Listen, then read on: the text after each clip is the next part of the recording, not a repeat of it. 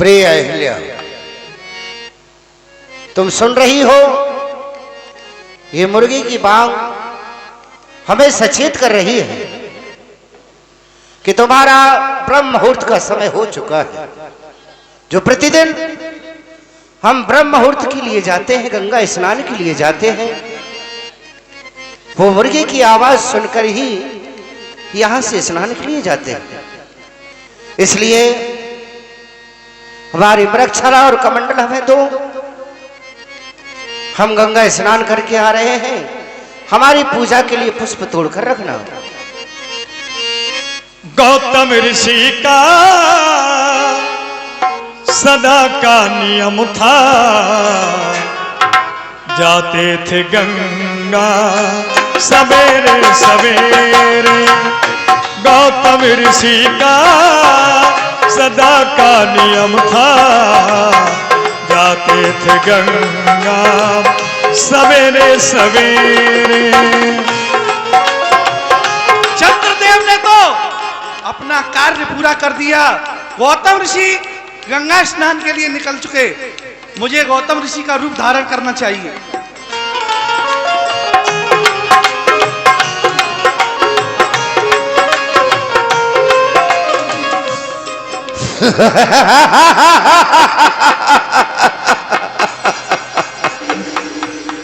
बहुत समय आ गया है कि समय अहिल्या कुटिया में अकेली है।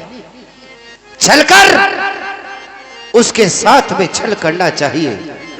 पूरी तरह से मैं गौतम बन चुका हूं और वो अहिल्या मुझे पहचान भी नहीं पाएगी। चलता हुआ आश्रम की तरफ अहिल्या के पास। रहती थी घर में पतिव्रत अहिल्या, खोला किवाड़ा सवेरे सवेरे। खोला किवाड़ा सवेरे सवेरे। स्वामीनाथ, अभी अभी तो आप गंगा स्नान के लिए गए थे, अचानक आपका वापस आ जाना क्या कारण है नाथ? प्रिय, कहो। जिस समय हम गंगा स्नान के लिए जा रहे थे तो चलते चलते अचानक हमारे सर में पीड़ा होने लगी। क्या कहा स्वामी? हाँ, सर में पीड़ा? हम आइए। चाहते हैं कि कुछ देर के लिए हमारी सेवा करो। आइए नाथ। भोले भाली अहिल्या नहीं पहचान सकी कि ये देव राजेंद्र हैं या मेरे पति देव हैं। सती भाव से चरणों की सेवा में रत हो गई। इधर गौतम ऋषि पहुंच रहे हैं श्री गंगा जी के तट पर। गंगा तेरा पानी अमृत कल कल बहता जा,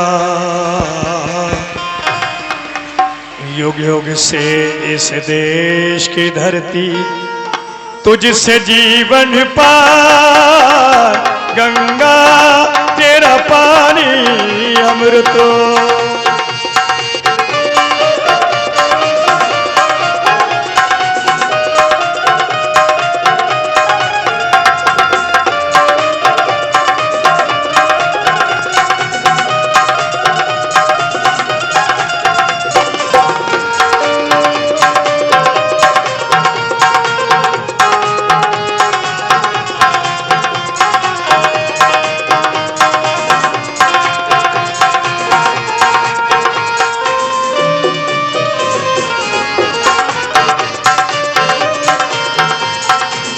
दूर हिमालय से तू आई, गीत सुहाने गाती।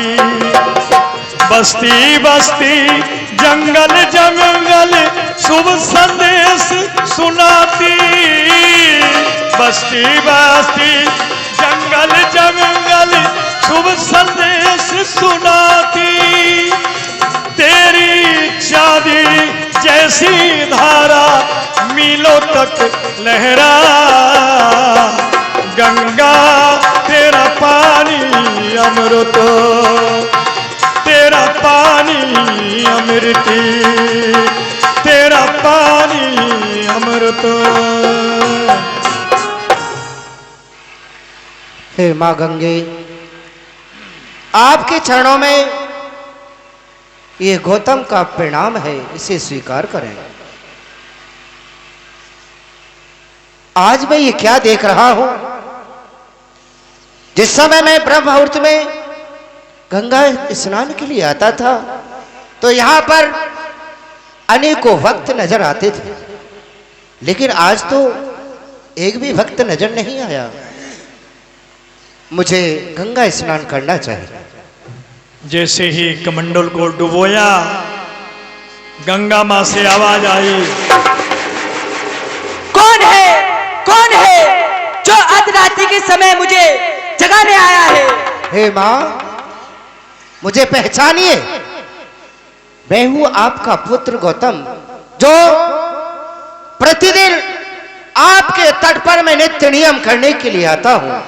और आप कह रही हैं कि कौन है, मुझे पहचाना नहीं मां? पुत्र गौतम, तुम तो सदा ब्रह्म मुहूर्त में स्नान ध्यान करने के लिए आते थे, लेकिन आज अर्धरात्रि के समय? नहीं मां, ये अर्धरात्रि का समय नहीं है, ये ब्रह्म मुहूर्त का समय है। अरे जो अर्ण सखा, जो मुर्गा मुझे बांग देकर के सचेत करता था, उसी की आवाज को सुनकर और मैं आपके तट पर आया हूं, और आप कह रही हैं कि अर्धरात्रि का समय है। नहीं पुत्र गौतम, ये अर्धरात्रि का ही समय है। तुम अपने कुटिया के लिए जाओ, तुम्हारे साथ में छल हो रहा है।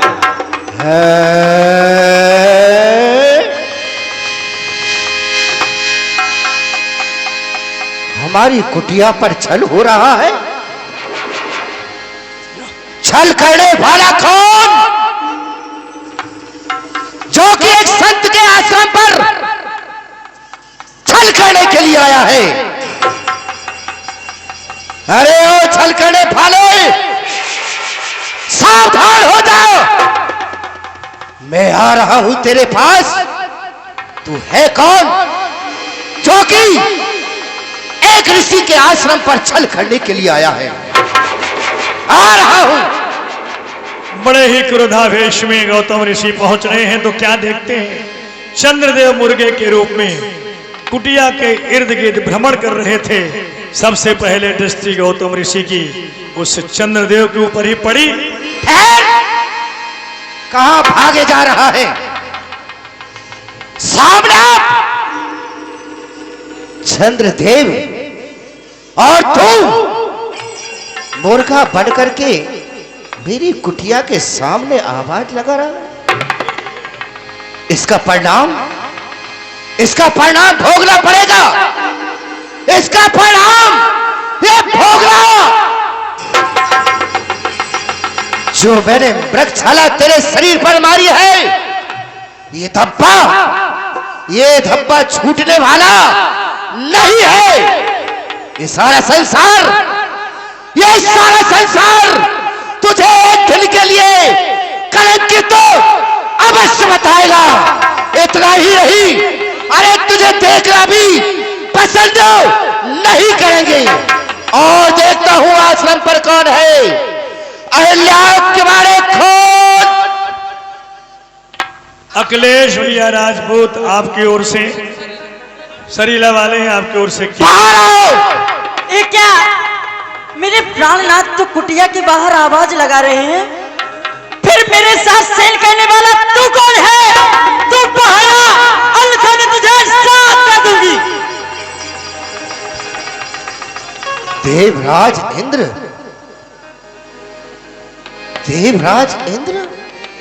देवलोक को छोड़कर और यहां ऋषि आश्रम पर, इतना ही नहीं, ऋषि पत्नी के साथ में शयन करता हुआ तुझे लज्जा नहीं आई, शर्म नहीं आई, जो कि एक ऋषि पत्नी के साथ उस देवलोक को छोड़कर और यहां छल करने के लिए आया है।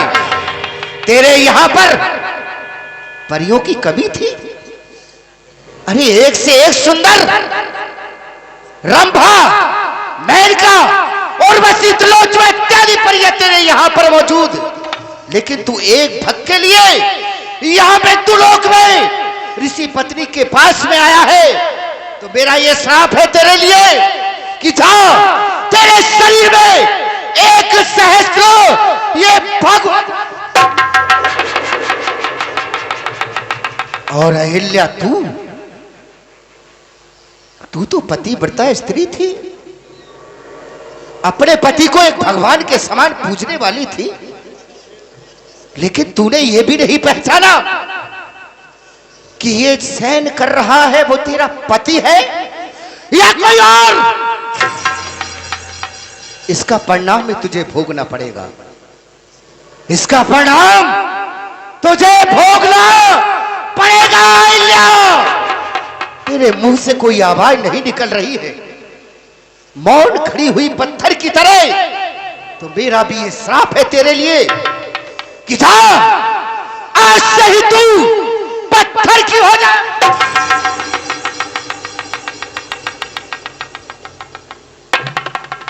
शांत महाराज, मेरा अपराध मैं जानता हूं क्षमा योग्य तो नहीं है, लेकिन संत के हृदय में दया होती है। आप योगी हैं, संत हैं, मैं आपसे क्षमा चाहता हूं। क्षमा चाहते हो? तूने कार्य ऐसा किया है देव राजेंद्र कि तू क्षमा के योग्य बिल्कुल नहीं है। लेकिन महाराज, मैं जानता हूं मेरा अपराध क्षमा योग्य नहीं है, लेकिन मेरा कुछ कल्याण तो बताइए महाराज। ठीक है, हमारी शरण में आए हो। संत का हृदय जितना कठोर होता है उससे कई अधिक कोमल भी होता है। तुमने उद्धार पूछा है, उद्धार तुम्हें बताए देते हैं। त्रेता के 4थे चरण में प्रभु श्री राम इस पृथ्वी पर अवतरित होंगे और मिथिलापुर में जाकर के भगवान भोलेनाथ के धनुष का खंडन करेंगे। जिस समय खंडन की आवाज तुम्हारे इन भगों में पड़ेगी, छिद्रों में पड़ेगी, तो ये 1 सहस्त्र भग ये तुम्हारे नेत्रों में बदल जाएंगे। सारा संसार प्रभु के दर्शन 2 नेत्रों से करेगा, लेकिन तुम प्रभु के दर्शन 1 सहस्त्र नेत्रों से करोगे। तब तक के लिए जाओ, कमलों के वन में जाकर के निवास करो। 10 रुपया मुन्नू यादव श्री आपकी ओर से चलते हुए प्रसंग पर। हे नाथ, ये मेरी महान भूल थी कि मैं अपने पति और दूसरे पुरुष को नहीं पहचान सकी नाथ। मैं तो क्षमा मांगने की योग्य भी नहीं हूं नाथ। फिर भी आप मेरे उद्धार की कोई युक्ति बताएं नाथ, जिससे मेरा उद्धार हो सके स्वामी। अहिल्या, कहो नाथ। हम तुम्हारा भी उद्धार बताए देते हैं। वही त्रेता के 4थे चरण में प्रभु श्री राम जब जनकपुर के लिए जाएंगे तो इसी रास्ते से जाएंगे और इसी रास्ते में तुम पत्थर की शिला बनी हुई प्रभु को नजर आओगी। उनकी चरण रज लगने से तुम्हारा उद्धार हो जाएगा, पुनः तुम अपने पति लोक के लिए चली जाओगे। 10 रुपया जय भगवान राजपूत जी आपकी ओर से। और जाते जाते इस आश्रम को भी श्राप दिए देता हूं। इस आश्रम पर जो ऐसा घृतकार हुआ, यह आश्रम रहने के योग्य नहीं है। तो मेरा यह श्राप है आश्रम के लिए, जो चारों तरफ हरियाली दिखाई दे रही है, यह सभी सूख जाए। नदी, कुआं, तालाब जो कल कल करते हुए बह रहे हैं, ये सभी सूख जाए। ये हमारा आश्रम के लिए श्राप है, श्राप है, श्राप है। गौतम नारी श्राप बसी, उपल देह धर धी, चरण कमल रज चाहती, कृपा करो रघुवीर। श्री राम, तुमने देखा दृश्य रूप में किस प्रकार से देवी अहिल्या स्थापित हुई है। अब तुम्हारे चरणों की रज से इस अहिल्या का उद्धार होना है। अपने चरणों की रज दो जिससे अपने पति धाम को जाए।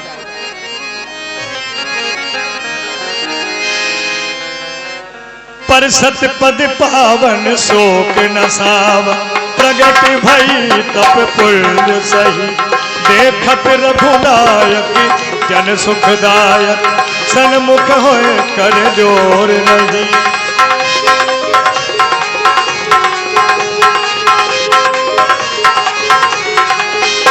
अति प्रेम अधीरा पुलक शरीरा मुख नहीं आवे वचन कही अतिशय बड़ भागी चरणन लागी जुगल नयन जलधार बही।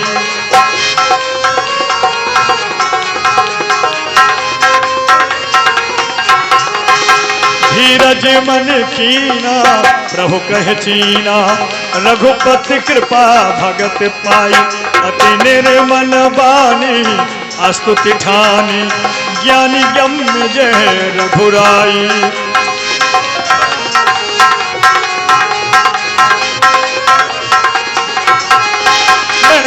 नारी पावन प्रभु जग पावन रावण रिपुजन सुखदाई राजीव बिलोचन हरि भव मोचन पाहि पाहि शरणन आई प्रभु पाहि पाहि शरणन आई। हे प्रभु आपकी जय हो जय हो जय हो नाथ। क्योंकि मुझे मेरे स्वामीनाथ ने श्राप दिया था, आज वही श्राप मुझे वरदान स्वरूप प्राप्त हो रहा है। क्योंकि आपके दर्शनों का लाभ तो स्वयं शंकर भगवान को नहीं हो रहा है और मेरे स्वामीनाथ के श्राप के कारण आज मैं अपने नेत्रों से आपके दर्शन कर रही हूँ नाथ। मैं सहज में अनारी पवित्र, आप सारे संसार को पवित्र करने वाले आपकी जय हो नाथ। मैं तो हूँ बड़ी पापिनी नाथ, मैं तो हूँ बड़ी पापिनी नारी, स्वामी पार उतारोगे। मैं तो हूँ बड़ी पापिनी नारी, स्वामी पार उतारोगे।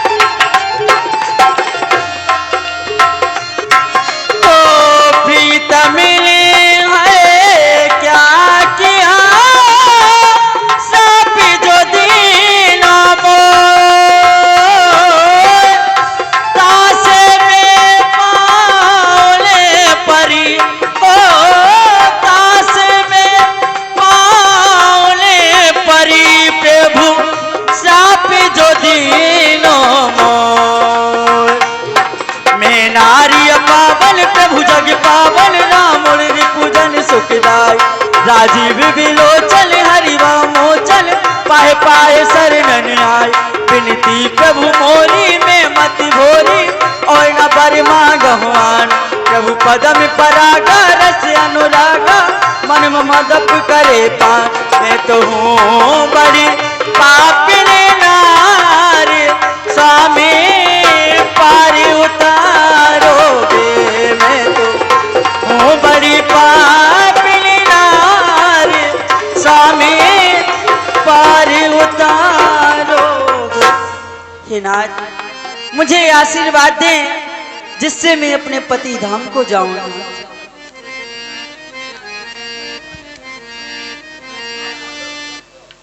क्या नाम? भैया तुम अपनी राशि रखे रहो, प्रसंग को खत्म मत करो, बैठो। यही बात सिधारी गौतम नाथ बार बार हरि चरण पर, जो अति मनोभावा सोबर पावा, गए पतलो के आनंद भरी।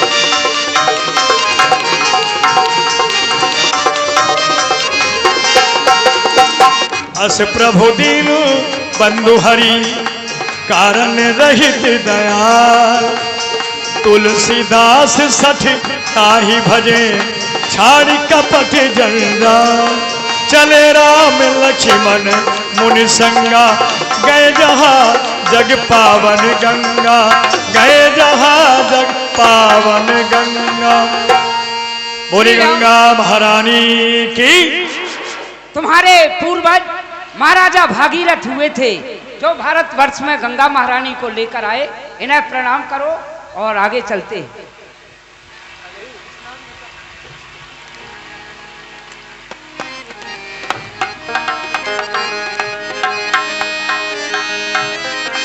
और इस दिल में